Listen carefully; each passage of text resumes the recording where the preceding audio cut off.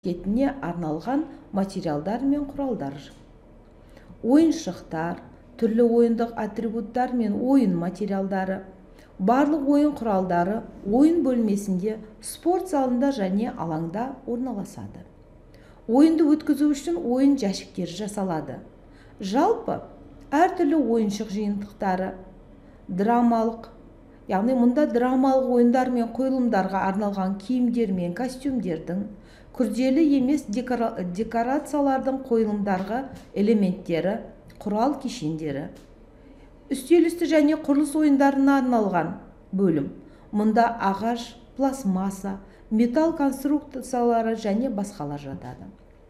Барлық құралдар қолайлы және оңай түрленуі қажет. Балалар ойынды өз бетінше таңдай алатындай, бір ойыннан екінші ойынға ауыса алатындай болғаны жөн. Ойыншықтар қауіпсіз, қызық, тартымды және ашық, бірақ қарапайым болуы керек. Ойыншықтар баланың зейінін өзіне аудармай, олардың бойларын белсендіруге ықпал етуге тиіс. Дамытушы орта кеңістігінің мектеп жасына дейінгі балалардың даму деңгейіне әсер ету мақсаттары айқындалған. Бұл мақсаттардың қатарында біріншіден, балаларды дамытушы орта арқылы өмірдің қыр-сырын таныту және біліктілігін жан-жақты дамыту. Екіншіден, тәрбие мен білім беру жұмыстарын ұйымдастыру барысында күнделікті өмірдегі дағдыларының құзыреттілігін байыту, жетілдіру. Келесі, дербес қимыл әрекеттерін қолдау, ойлау, сөйлеу қабілеттерінің қалыптасуына, жан дүниесінің тазалығына, ұқыптылығына тәрбиелеу. Тәрбие жұмысының тақырыптары бойынша білім-білік дағдыларын түсіндіру. Баланың меңгерген білімін бақылау және бағалау, сондай-ақ соңғысы бұл үйренгендерін күнделікті өмірде қолдану дағдыларын атайды.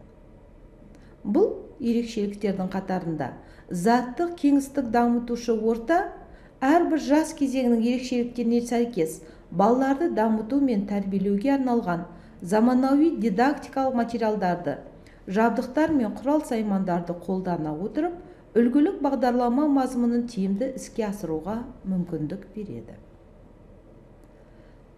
Заттық кеңістікті дамытушы ортада балалардың денсаулығын сақтау мен нығайтуға, балалардың дамуына кемшіліктерді түзетуге, инклюзивті білім беруге жағдай жасауға, түрлі білім беру мен дамыту бағдарламаларын іске асыруға, балалардың ойын, танымдық, зерттеу, шығармашылық және қимыл белсенділігін қамтамасыз етуге мүмкіндік береді.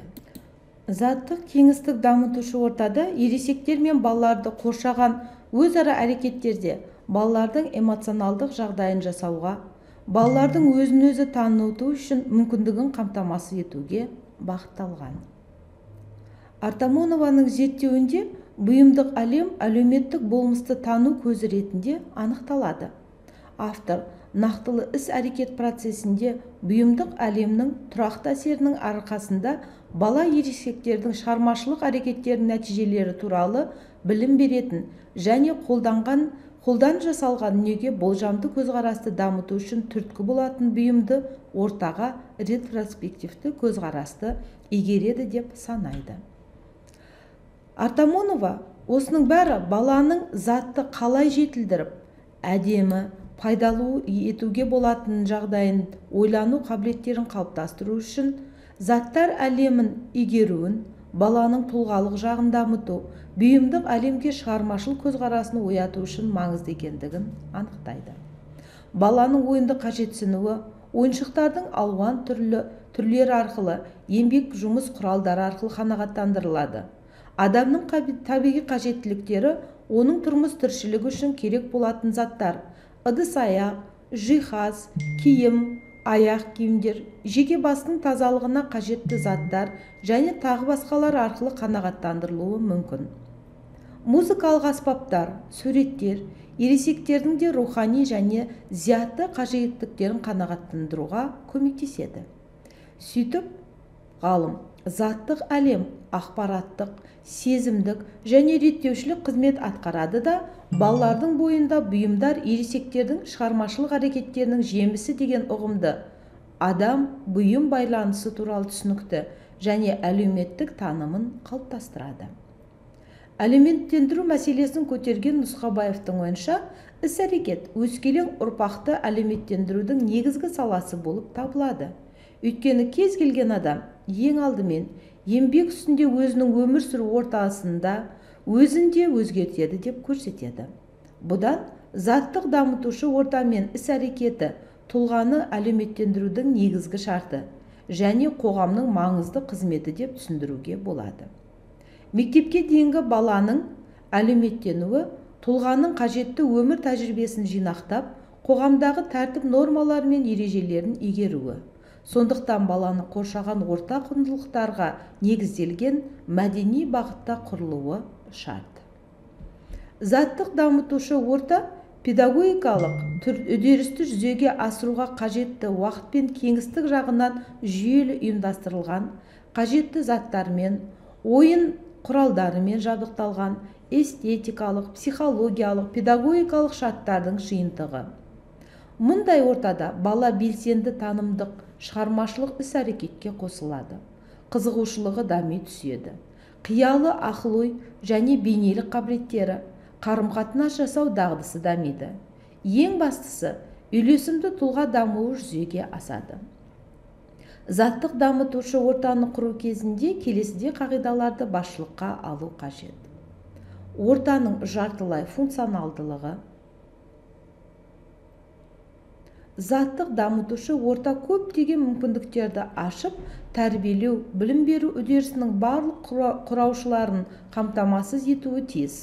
Осы мағынада көп функционалды болуы қажет. Ортаның жартылай функционалдығымен байланысты, оның түрленуі де бұл жағдай бойынша бірінші орынға кеңістіктің қандай да бір функциясын шығаруға мүмкіндік беретін өзгерісі болуы қажет. Кеңістікті икемді және вариативті қолдану қажеттілігі де туындайды. Орта баланың қызығушылықтары мен қажеттілігін қанағаттандыруға арналуы тиіс. Мектеп жасына дейінгі балаға дамытушы орта, затты орта не үшін қажет? Жеке дамуындағы нақты кезеңдердегі қажеттіліктерін қамтамасыз ету үшін қажеттілігін пайда болады ма деген сауал да туындайды. Жинақталған орта жағдайындағы іс-әрекет балаға белсенді, қоршаған ортаны еркін тануға мүмкіндік беретіндей, қызығушылығын, танымын, шығармашыл бейнелеуге деген ынтасын қалыптастырады. Бұл кеңістіктің көлемі мен ұйымдастырылуы баланың жас ерекшеліктерімен байланысты. Заттық дамытушы орта тәрбиешіге не үшін қажет? Бұл енді екінші сауал.